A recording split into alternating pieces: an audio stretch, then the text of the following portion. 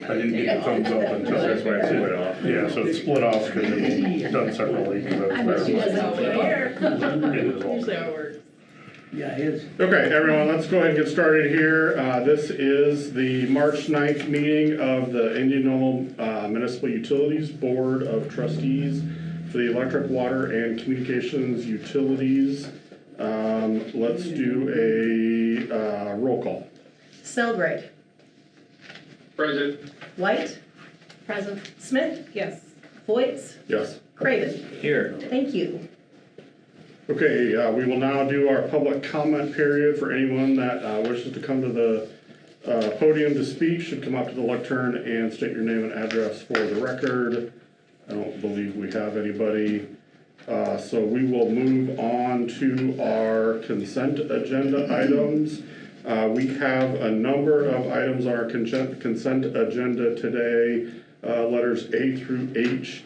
I'm going to run through each of them individually quickly just to give everybody an opportunity to make a comment if you so choose. So first item, approval of claims. I do have a question on that. We had a claim for Finley Legal. Yep. Which group is that? There are insurance claim. Insurance claim, okay. Thank you. I didn't recognize the name. Anything else on claims? Okay, the next item is minutes from our prior meetings. The next item is the Q4 set-offs with the state of Iowa. I was pleased to see that number looked really low this time. That was good. Yeah. Okay, the next item is the resolution approving payment of application number 4 to Miller Electric.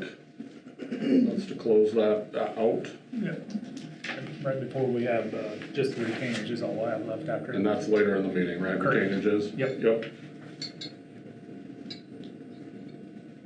Okay. Next item is resolution approving payment of application number 2 to Van Manen Electric for the water treatment facility standby generator project. The one item I noted on this one is on the resolution itself. I think the numbers might be backwards. I think we're approving a $15,000 payment, and the prior payment was $52,000, and I think on the resolution it's just the opposite. You're right, it is. I don't have the resolution pulled up, but can somebody verify Yeah, that? it says the payment to Van Manen Electric is in the amount of $52,874.70 hereby approved, and the staff is authorized.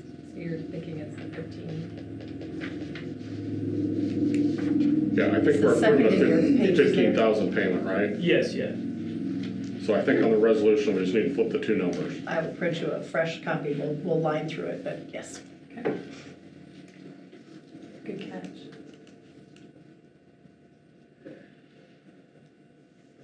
Anything else on that one though? I think it was just I was fine with everything. It was just the resolution that was just slightly up. And then the next item is setting a public hearing for the water rate resolution. We talked about that at the last couple meetings. And then same thing for setting a public hearing for the communication rate resolution. And then finally, the January 26th financial report, and we've got Doug here, if you want to make some comments, Yeah, Doug. quickly, I think the interesting thing is you look at the notes, and water's down 5.8 million gallons.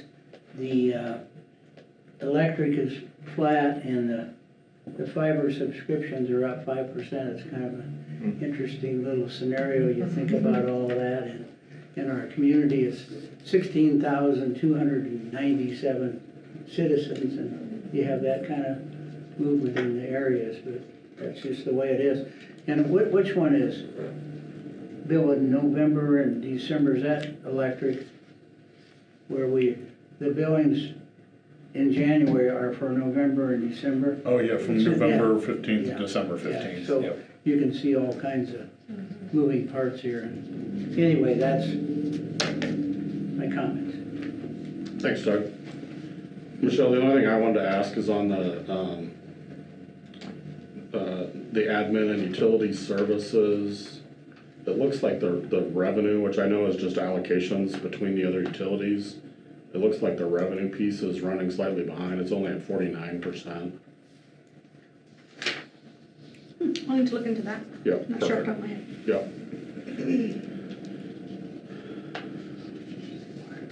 Okay. Any comments, questions on the consent agenda items? If not, I would take a motion to have those approved. So moved. Second. We have a motion and a second, roll call. Selgrade, Yes. Smith, Yes. White, Yes. Voight, Yes. Craven. Yes. Thank you.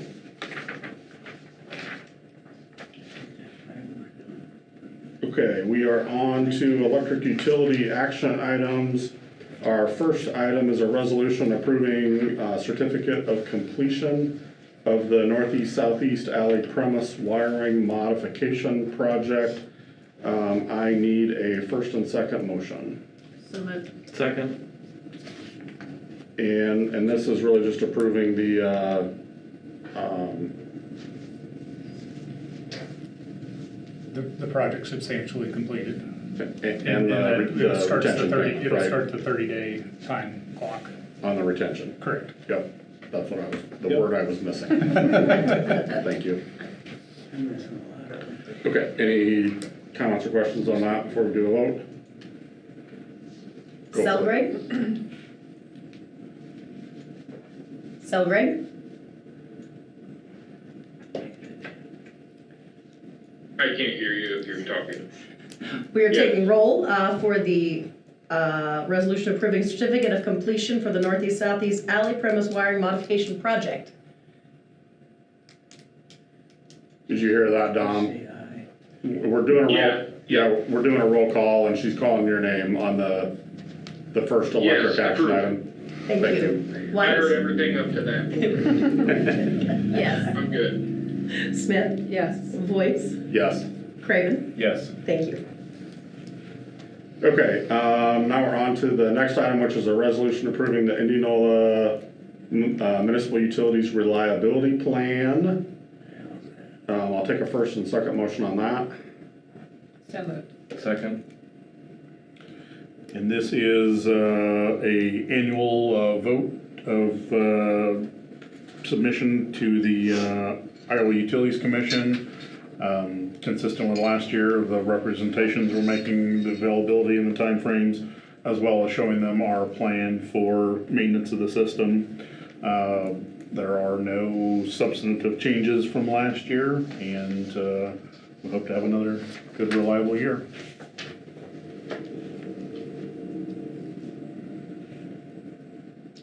Any comments, questions? Okay. Roll call. Selgrade, Yes. White, Yes. Smith, Yes. Voight, Yes. Craven. Yes. Thank you. Okay, electric utility information items, Mike. Yep, so we were talking about the East Iowa Circuit Switcher project last time. Since then, the breakers did show up and they are here on site, which is a good thing. And then we have had the pre-construction meeting and everything's moving forward with that. We've still just got crews out, hopefully wrapping up tree trimming this week, and then doing IUC maintenance still, and then we're wrapping up some underground projects that happened over the winter that we had to stop because it got too cold, and trying to wrap up those before we start any more new underground projects this spring. So, that's all I have. Okay, thank you, Mike. Okay, water utility, no action items, so informational items, Justin. Yeah, taking advantage of the weather, doing a lot of just outside maintenance, really starting to clean up the old plant down there. Some of that fence was pretty rough, so with the new solar farm down there, trying to get the fence and everything back up to the way it should be. Hopefully next week, weather will straighten out with the lows. We'll start working on some parking restoration and getting some seating done. We have a couple driveways that we'll have to replace, so hopefully weather will stay in our favor. Again, continuing with the meter swaps for the AMI project. last week or the week before, we did take our final PFAS sample that came back non-detectable. So we will be going to one sample every 3 years now. We did 4 in a year and they all came back. Can you expand on that, just to explain that, what does that mean? Yeah, so the PFAS, they call it the forever chemicals. A lot of the source water plants are the ones that are seeing it. Luckily for us, drawn out of Jordan, we don't, it's not typical or you don't see it as often. So like I said, I do 4 samples. As long as those all came back with undetectables, then we switched to the 1 sample every 3 years. That's good to hear. Yep. And then lastly, you did approve the payout for Van Monen. I did have a meeting today. They plan on having some subcontractors there at the end of this month, start doing some dirt work and site prep, and then Van Monen will be on site starting the 1st of April to get the generator project taken off. So back to the solar field for a second. When we originally had kind of the layout of what the field would look like and the fencing, there was some landscaping with trees. Are we pursuing that this year as well? No, that was gonna be, or for a period of time, it was suggested by the city that was required. After, I guess they reviewed that was not required, and that landscaping portion, we are where we're at with it. We're not doing any additional planting or shrubs or trees. Okay. I'm not sure everybody is under that understanding. I've had a few people from the community ask me about that. I mean, if that's what it is, but we may get some questions. Okay. Just heads up on it. Yeah, I know it was, for a period of time, it was questioned if it was required in there. It was finally approved without, but, yeah, if you've got some, I can certainly pass along that information, but, we definitely over the next 3 years, we're transitioning from the hay ground that it was. It will be kind of a rough transition. They gotta kill off the existing infrastructure, try to build up the ground cover. And so there probably will be a time where it won't look as good, as they're trying through this process. They really say, the first year, just kind of kill off and regrow, and then the second year, it looks a little better. And by 3rd year, it's that ground cover's the way it's gonna be. But just, I mean, for community purposes, we are going through a transition time, and it'll probably look worse before it looks better if that, You just have some homeowners that are down in there that have that across the street, so I think that's where the question is. Was it at the entrance, or where were you? Well, on the fence line, I think originally we had there was like a berm or something that was kind of at the entrance. Okay. yeah, I don't both a remember how that buffer was- zone Yeah. and, yeah.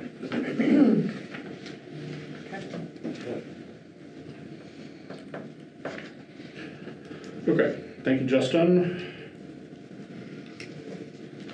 Okay, communication utility action items. We have 2 resolutions that are very related to each other. The first one is, can we take these together? Since They're 2 separate grants, so. they're 2 separate, so we do have to take them as 2 separate items, all right. First one is resolution approving amendment number, I need to put my glasses on, 2023 NG to grant number 433553, awarded for notice of funding availability NOFA 7, is what we've been referring to as. Can I have a motion? So moved. Second. Second. You want to explain? Yeah, this is again what we talked about at the last meeting. This is just modifying this grant a little bit that was offered back in 2023. It's gonna make us a little bit easier to file for reimbursement stuff, so. Okay. Any questions, comments? Okay, roll call. Cellgrade, Approved. White, Yes. Smith, Yes. Voight, Yes. Craven. Yes. Thank you. Okay, same thing on the second one, resolution approving amendment number 2023 NG to grant number 433551, awarded for notice of funding availability, NOFA number 7. Need a motion. So moved. Second. And really same explanation, Same, right? just a separate grant, yep. Okay, go ahead and do roll call. Selgrave, Approved. White, Yes. Smith, Yes. Voight, Yes. Craven. Yes. Thank you. Okay, Kurt, communication utility information items. Yeah, I don't have a lot new from the last meeting. We're taking advantage of the good weather as well, trying to get drops in. I think we're about done with all the temps on the ground, which is good. I think we're gonna beat the grass this year, which is nice. So, other than that, TV project continues to move forward, working on networking and things like that, but, everything's on track right now, so.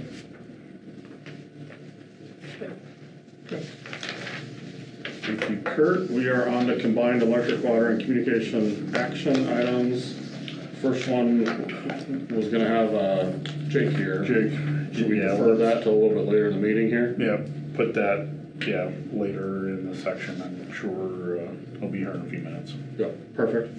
So we'll move on to B, authorization of to select the AMI vendor.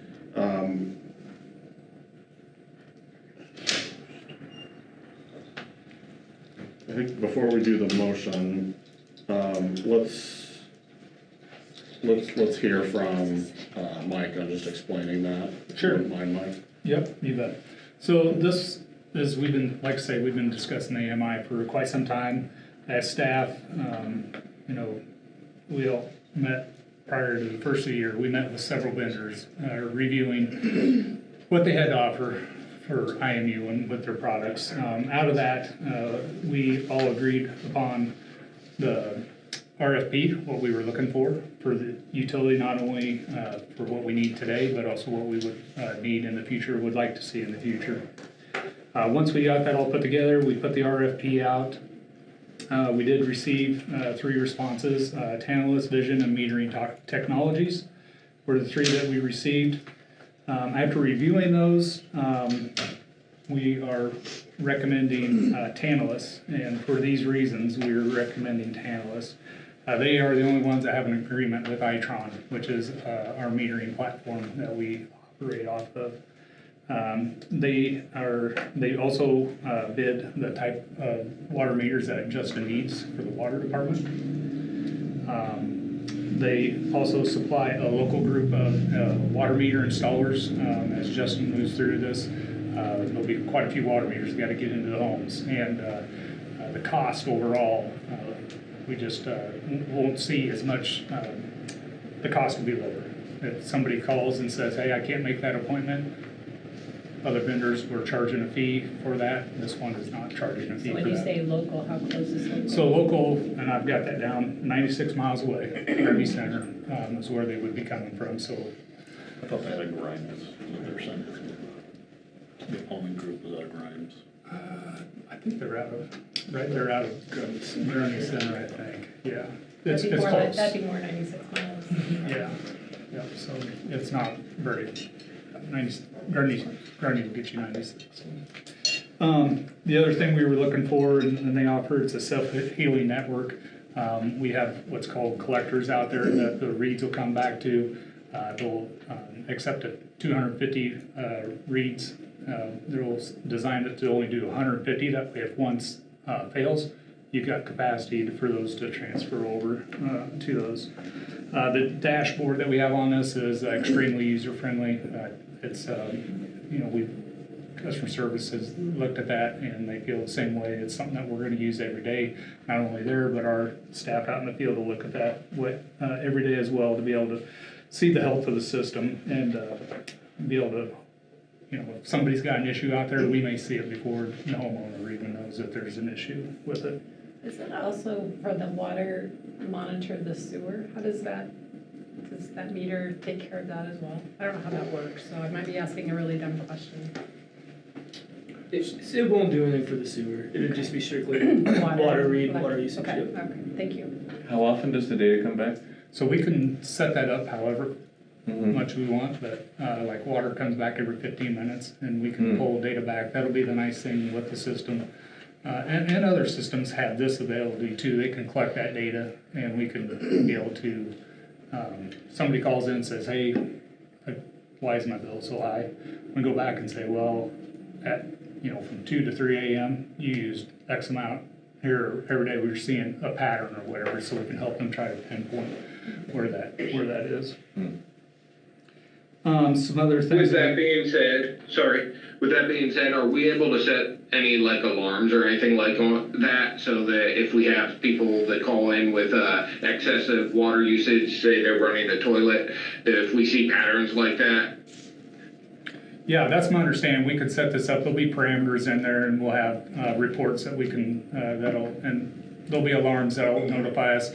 If people have, let's say they lose partial power or they have flickering lights or whatever, it'll notify us of those through that dashboard. And eventually, I mean, one of the nice customer service features is we won't initially roll out with this until we've got the entire coverage of town. But once the metering infrastructure is there, even the customers will be able to log on and set their own parameters for view, like if they're going on vacation and see any usage, or get an email when I exceed 5,000 gallons, and depending on where that is. As Mike kind of said, there's the package that we're getting now, and then this is greatly expandable in the future, and that's one of the reasons Are there we're looking additional for it. licensing expenses if you've got different users logging in like that? So there's some licensing, and I can go over kind of part of that here in a second, but yep.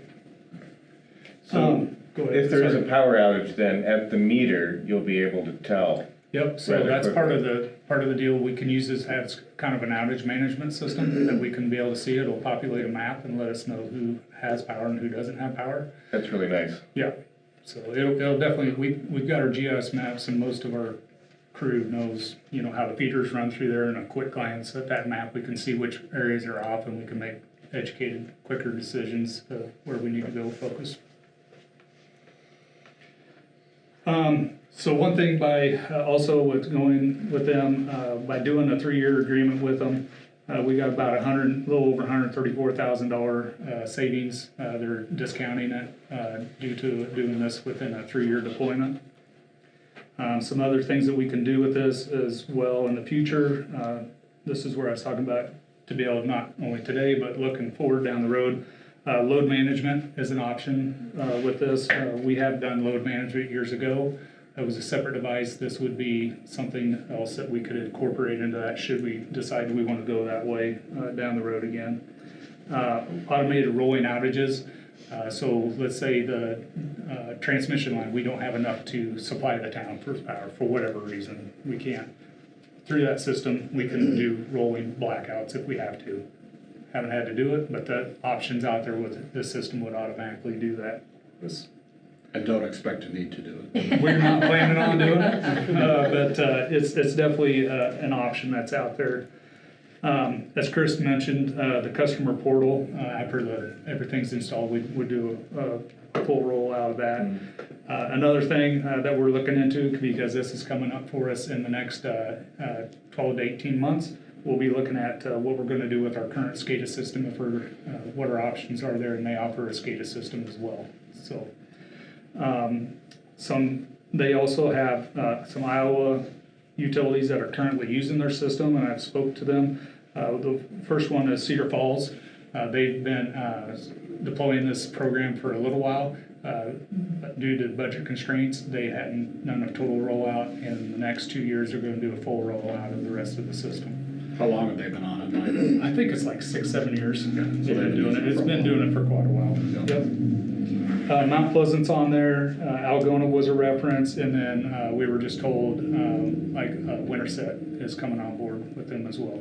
So definitely some locals, and then like I say, local people, and they're not very far away. They can jump in the car and they can be here and help us with hands-on throughout the process. And the lifespan for the meters were what, 20 years? Yeah, the water meters for sure 20 years, okay. And we're getting out of these Itrons, we're getting 20 plus years out of the Itrons right now.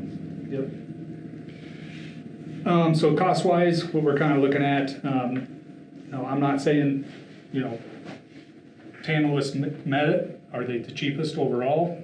no, but they didn't meet what the other vendors didn't meet what we were looking for, but, so Tantalus, we're looking for, the main, gateway, collectors, repeaters, and that's the information that comes to one point and then sends it on into the building, or to our head end.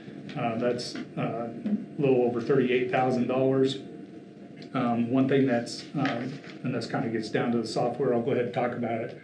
Out of all of these, we didn't include any hardware. We're gonna do that where we can house that in-house, and we're working with Doug, and we've got the, now that we've got that, we've got the specs for that, and so we can go get pricing on what that part of the project will be.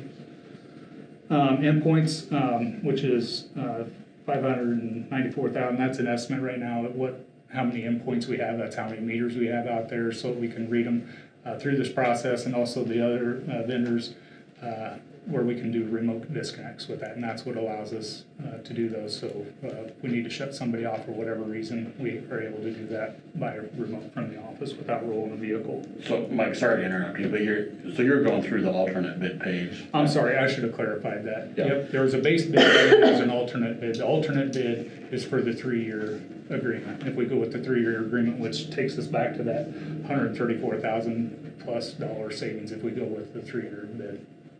So what was the base bid? How was that different? Yeah, 134,000 overall. I'd have to get the, I you think have the base bid with I think the you. base bid was basically, it was just what met our RFP.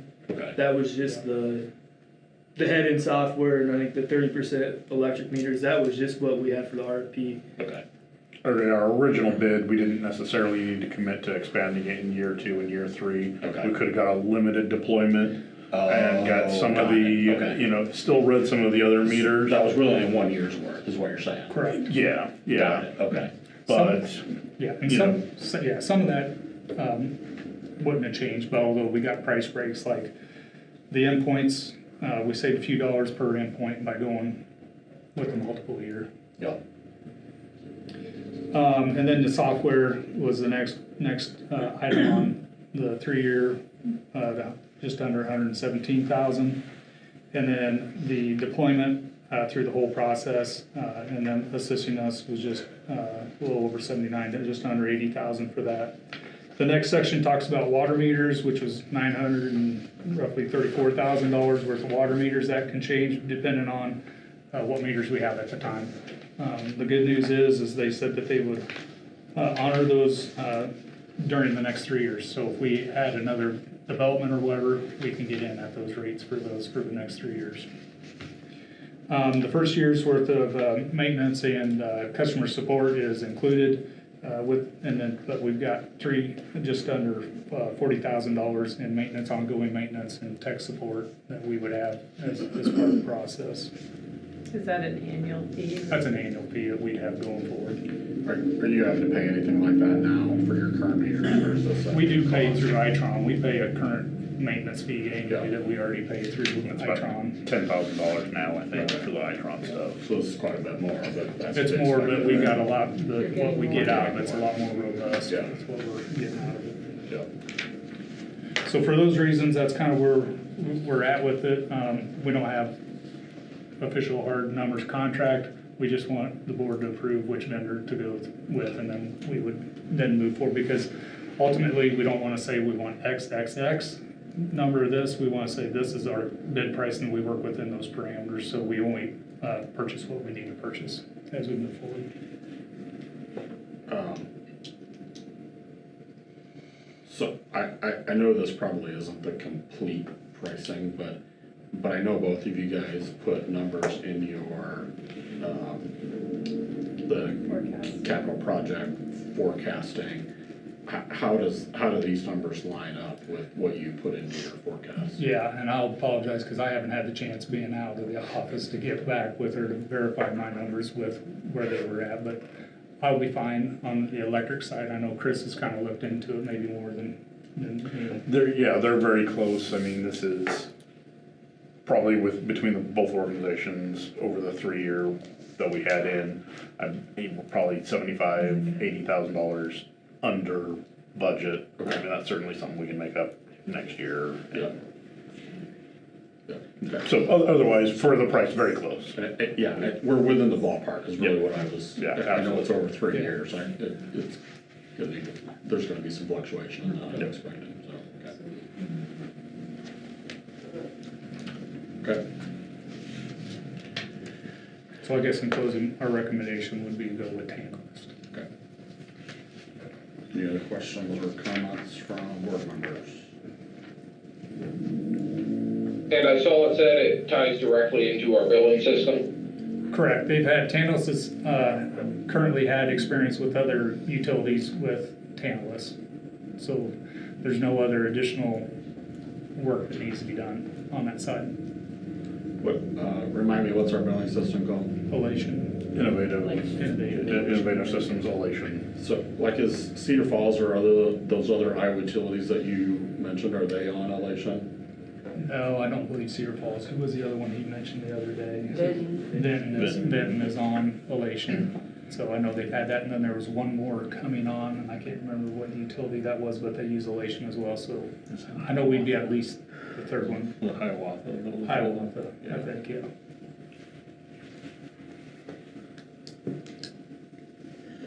Great. Okay. So this is just a simple motion, right, Monica? Yes. Okay. So I need a motion in a second.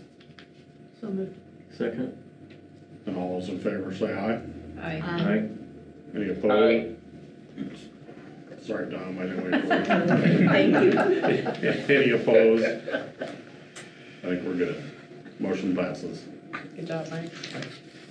Yeah, good job. Seems like I got a little delay. Yeah, no, you're good. Well, and I want to give kudos to Alicia and Justin and Doug and Kurt. I mean, they all helped review that, and Chris. You know, Yeah, it this was is a team- lot of it was a lift. team Yeah, effort. a lot of lift. You know, it will be good. I think this is kind of the next generation of stuff, and your IMU staff worked hard on this one, and I think both the public with what they get to use and this will be the best product for us, and I think everyone will be happy with the features that it provides and the additional help that is available with it. Good work to all involved. Okay, let's circle back to item A, discussion and direction regarding the shared cost for the joint vehicle fueling station. Jake, like, we decided to move on, like, and then you walked in like 2 seconds later, so, and no worries, I'm not giving you a hard time at all, so we understand that you're a busy person, so, thank you for joining us for this discussion topic, and I will, turn it over to you. Good evening, trustees. I deserve the hard time. I wrote the wrong time down in my calendar, and then unfortunately I also led Eric astray, so I brought him down with me. So thank you for your flexibility and appreciate you working around us a little bit. As Adam said, my name is Jake. I'm the city manager of the city of Indianola. Really, I'm going to introduce Eric Stevens, our public works director, who would be leading this project. He'll give a little bit of overview on it, and then both of us will be happy to answer any questions that you may have. Thank you again for accommodating us. So going back on the timeline, in 1993, two 12,000-gallon tanks were installed out there at the county facility. So they've been in service for over 33 years. They're aging. They're really past their lifespan. Their projected lifespan is long past. And going through the timeline, and in 2010, the district, the county, and the city entered into a 28E agreement, cooperative agreement between governmental entities for a joint fuel facility there. And then in March of 2022, the county provided a notice, which is required under the same agreement, 28E, under section 16, that they would be terminating that agreement effective July 1st, 2023, to build its own facility. They continued a little bit of operation to kind of help graciously along. And so that continued, the facility continued in operation a little past that date. Obviously, you know, we're here in 2026. Now, the city, IMU, school district, and Warren County have enjoyed a great partnership over the last decade or more of the facility under this agreement. And now the partners are moving to other fuel sources. And the city is now moving ahead with removal of those tanks, which are past their useful lifespan and probably pose a hazard in terms of if they were continuing to be used for fuel storage, because leaky underground storage tanks do pose a risk to the environment and to the citizenry. So it is a good thing that we're removing it. And now we're looking to our partners to continue the partnership to the end of sharing in the cost of removal. So the cost is, under the current agreement, would be capped at 10,000, so it'll be less than 10,000 likely, because it's shared between the 4 partners, including IMU and the city, the school district and the county. We have approval from the school district as one of the partners, so they've finalized that agreement to share 1/4 of the cost, not to exceed 10,000. In all likelihood, given what we've seen, it could be somewhere less than 10, trending more toward 8, but I don't have a hard number yet, because although we do have a contractor on board, we have an agreement, we're still going through administrative processes. We're in a 30-day wait pattern with the DNR while they review everything, and then we'll be allowed sometime in April to begin removal. So with that, I would like to take any questions you have. The request is to continue this agreement to the fulfillment. We've taken advantage of the fuel facility together, and we're hoping that we can all share together in the removal and setting things straight according to the environment. So with that, I'll pause and take questions.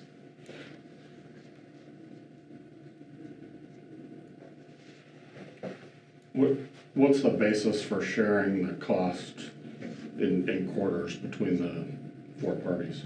That is a good question, because there were 4 parties that were involved with consuming the fuel, bringing the fuel on, sharing in the storage, and so that seems to be a logical distribution of, we have the city collectively, we have Public Works, IMU, but 2 different groups have shared in that in terms of, if you look at the different vehicles that would needed to be fueled in each organization, not just Public Works on the city side, but other parts of the organization as well. So that was part of the reasoning, is that although we're still one city, we were 2 different entities legally, and so we've had different budgets involved, different sharing, so that's the reasoning of splitting and having the city and IMU separate as partners. Yeah, and you kind of alluded to this, but I'm pretty sure that IMU was not a party to that 2080 agreement. Correct, you're absolutely correct. Yeah.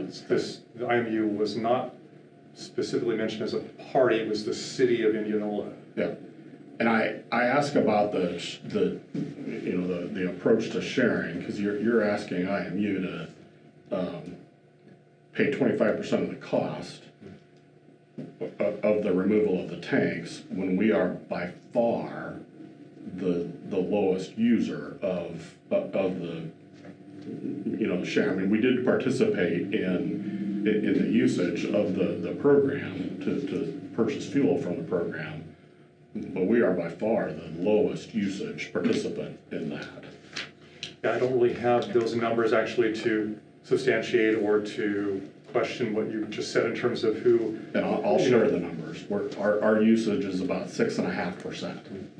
Yeah, I think I can speak to that. As we were looking to terminate it, we just divided amongst quarters. I think, by usage would have been another way to break it down, but amongst the 4 partners, we just looked at dividing into quarters. So it's certainly a valid point, and I think it's just worth reiterating that we're not here tonight asking for this out of any sorts of obligation of the IMU. It's more of a partnership request based on, as Eric mentioned, a 30-year history of joint use of the facility, but it's certainly a valid point if you were to look at it from a usage perspective. It's something that we had just drafted more simplistically, dividing it into quarters to see if that'd be more palatable for folks, but it's a valid point.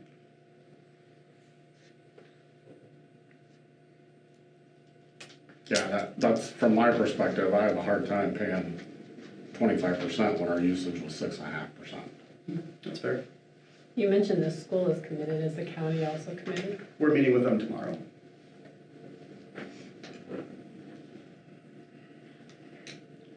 something else that was kind of brought up related to this, kind of on, or at least I'd heard, is that part of that, if we were to make an agreement on this, that it would end any future potential costs that could come from this as well.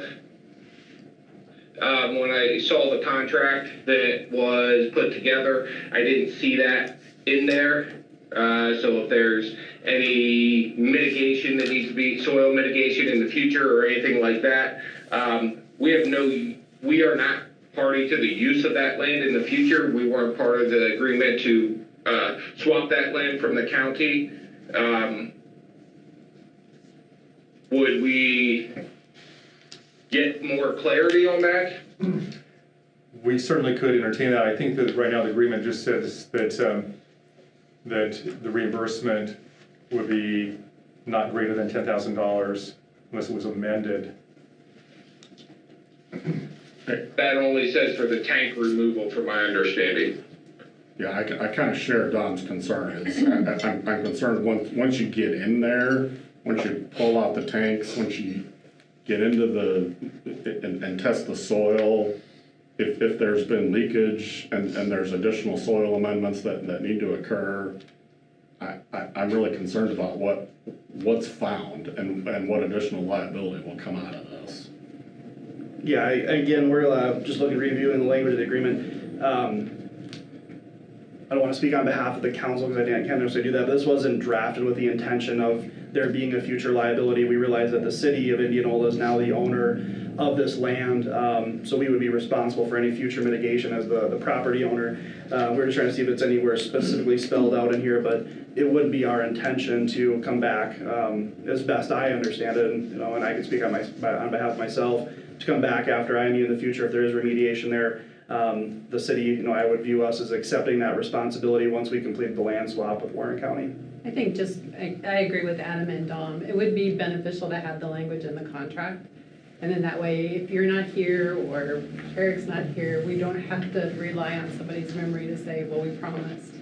You've got the language spelled out and what each party's accountable for going forward. And then would we be able to get that documentation before we presented money to you? Absolutely. I think there's discussion amongst the trustees tonight, but I think it would be well within your purview to potentially pass this contingent upon receiving that updated language. So I think there's probably a way, procedurally you could still take action on this site if you so choose, with that contingency attached to it.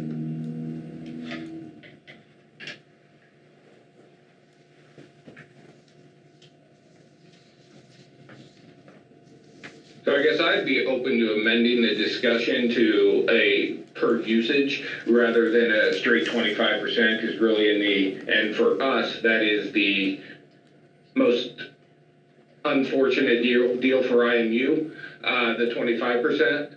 I would be open for 6.5% with the amendment to the contract that very clearly states this is it.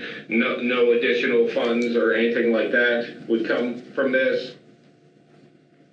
And then also I noticed that in line 2 of it is an agreement between the city manager and the president of the board of IMU, but the signature lines is the mayor and the president of the board, so there would be some cleanup that needs to be done just through that contract in general with some other things as well. And then I think it'd be good if we spend some time with that contract through our appropriate parties before any final sign-off and final agreement.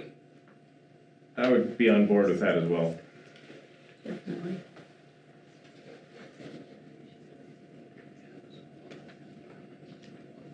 I agree. Are you okay with that? Okay. I'm fine with that too. So we can kind of have, in principle, we got that, we definitely got some cleanup, and certainly we'll submit this through our attorney for any of his comments and cleanups, and I'll pass along some of your wishes, and we can amend that out with a pro rata share of 6.5%. So can you do that just on consensus based on this discussion? Yeah, I mean, this will have to it'll be direction for me to implement that through our attorney, so I'll take that and Will it get need that to come done. back to us? For Yeah, it approval? will need to come back. Okay, awesome. Thank you for your time, appreciate it. Yep, thank you, Jake.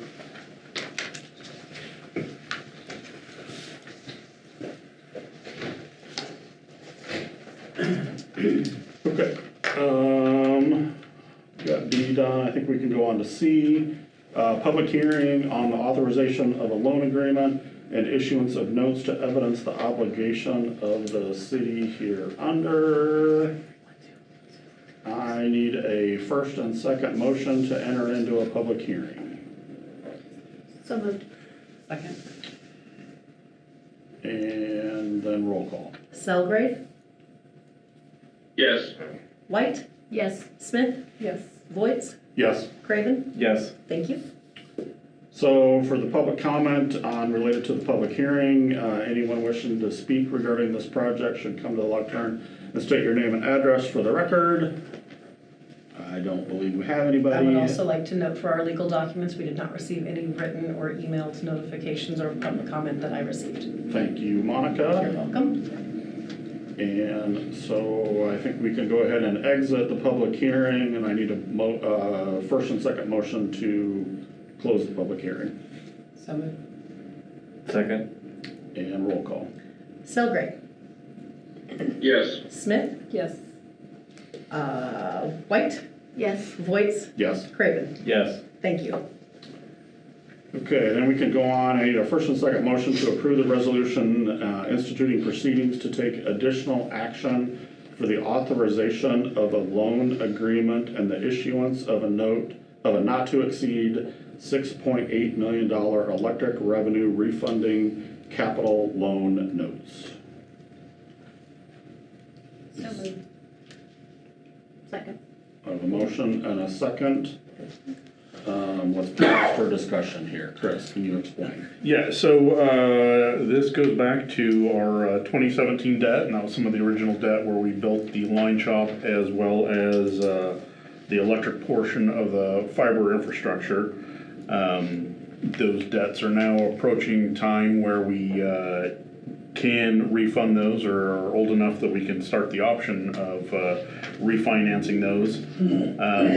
Mike Maloney included a note with some potential timelines in your packet. Highlights there are right now today.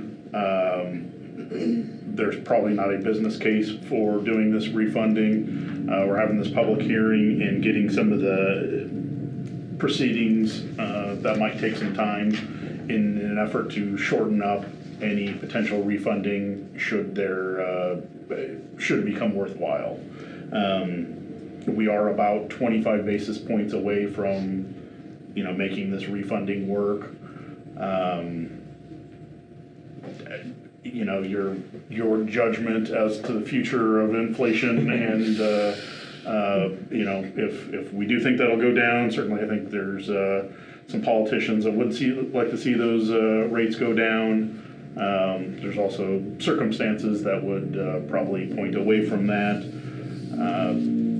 So with a little bit of finger to the wind, this is probably definitely not a sure thing, but ultimately we wanted to have this discussion and the board to determine that if and when it was time that we're able to move forward with a potential refunding of our existing 2017 CE. So just to make it clear, because you and I had a discussion on this, and I was not clear on this when I read the materials, but this really isn't, approving this isn't committing us to proceeding forward with this bond issuance. Yeah, there's still 2 more meetings. Should there become a time where this is ready to go, there's still 2 more meetings necessary to effectuate the actual debt and refunding. This is taking some of the, notice and giving the public notice that we're working on this ahead of time. Like I said, just shortening up that the procedural timeline certainly not a guarantee, and until it is in the money, we won't bring forward the next steps. So Mike Maloney and his team are looking at it. Like I said, right now today, it doesn't work, but we just want to be able to hit the next meeting if or when the time is right. And I think I missed the last meeting when you guys did talk about that, so that's part of why I was confused, so I apologize for that. Yep, and it won't, I think Lori asked about, the potential costs thereof, and there's certainly some legal fees, and there's debt placement or costs through Mike Maloney's firm. Those are the big dollar hurdles, like in addition to the actual cost savings, we need to be able to pay for those over the remaining time period, and it doesn't quite work yet, but we're getting close. And we're not incurring any costs with Mike Maloney now, because he really only gets paid if we do a financing, right? Correct. We could go forward and get some more legal work out of the way without starting to spend money. This is taking it as far as we can in the process without incurring any cost. Okay. Any other comments or discussion? If not, let's do roll call. Selgrad, Yes. White, Yes. Smith, Yes. Voights, Yes. Craven. Yes. Thank you.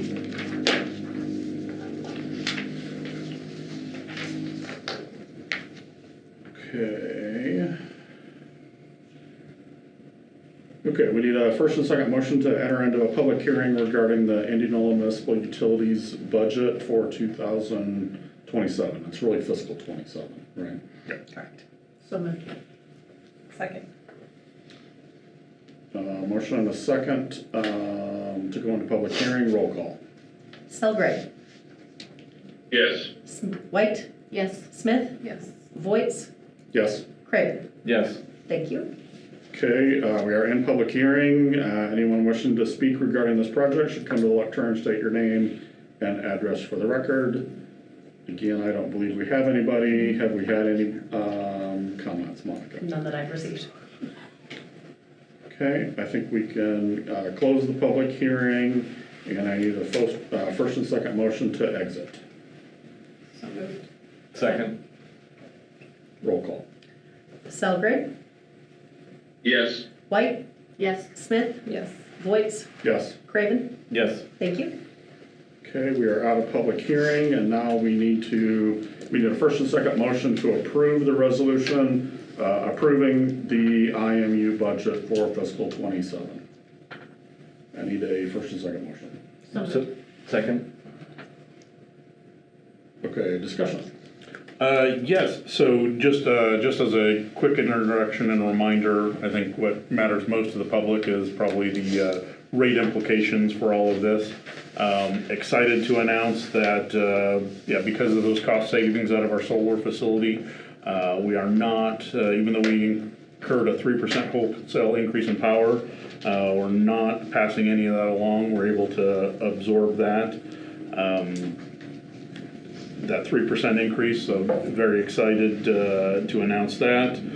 For water, we are increasing our base rates $1 and the marginal rates at 60 cents, which, as you recall from our last meeting, for most of the public means $2.20 to $3.09 per month increase in their water bill.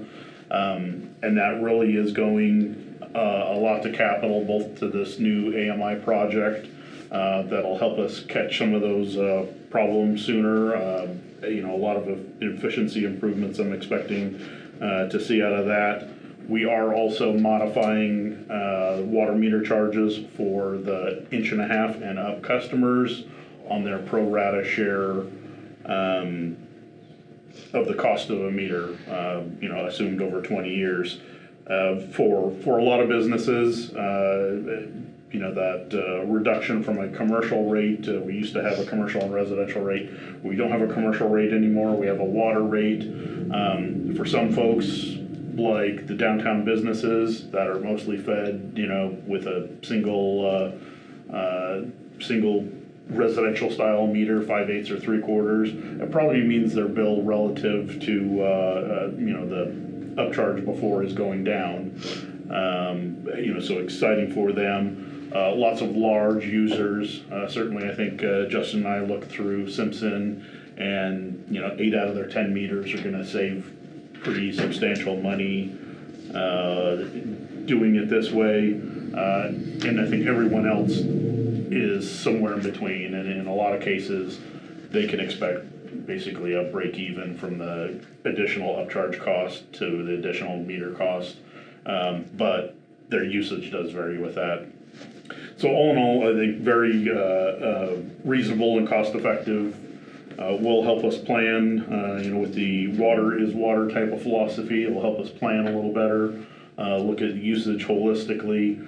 I think one of the benefits we'll get out of the AMI system is the detailed uses of who's using what and when and where. That'll help us make budgeting and rate decisions in the future. But for the time period, we're sticking with this kind of changed philosophy.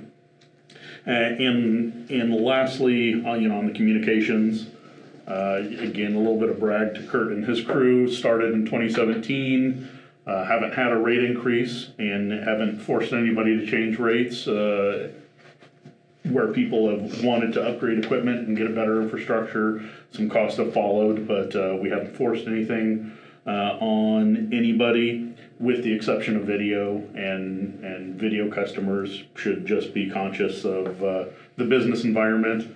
We do get annual increases imposed upon us, and we are simply just passing those on. Kirk has a little more detail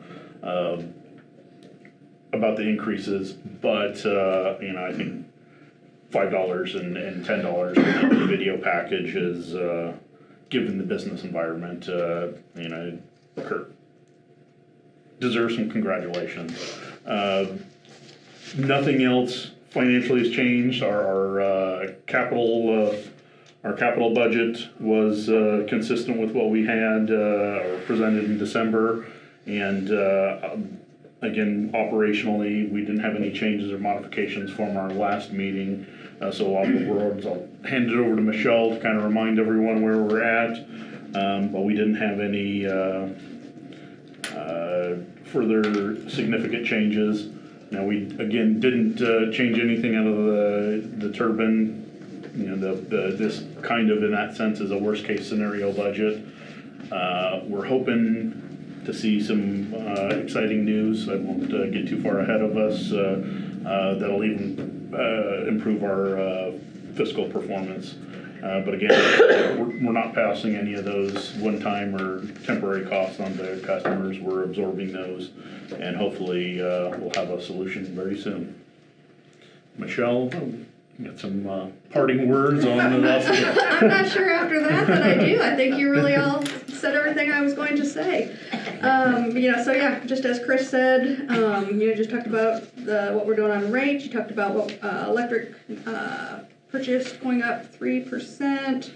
Really, other operating expenses going up right around in that 2% range, sort of thing. And then capital, obviously, the AMI project's starting. We've got some ongoing water main replacement, undergrounding, things like that. So I don't really have that much more to add since you kind of said it all. All in all, a good budget, and the trustees.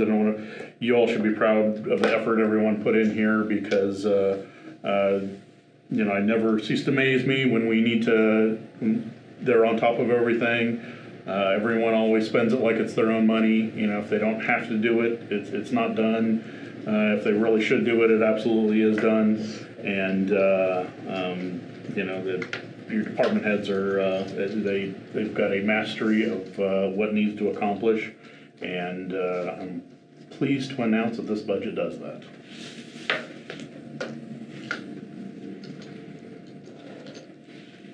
Good.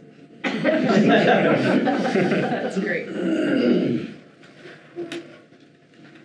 Yeah, I think we spent quite a bit of time at the last meeting going over the budget, and it was pretty thorough then, so I don't know that I have anything else to add either. Yeah, I even had somebody uptown talk about how excited they were that they weren't getting that increase because of the solar field. No, yeah, that is exciting. I was like pretty that. cool. Brag as much as we can. When we do projects like those, sometimes it's tough on how we're gonna be able to quantify what the good impact we knew would happen to the community. Just so happens with this, the numbers worked out that everything offset itself, and so it was a wholesale rate increase happened, and we didn't have to pass anything along, so we didn't. Good job, all of you.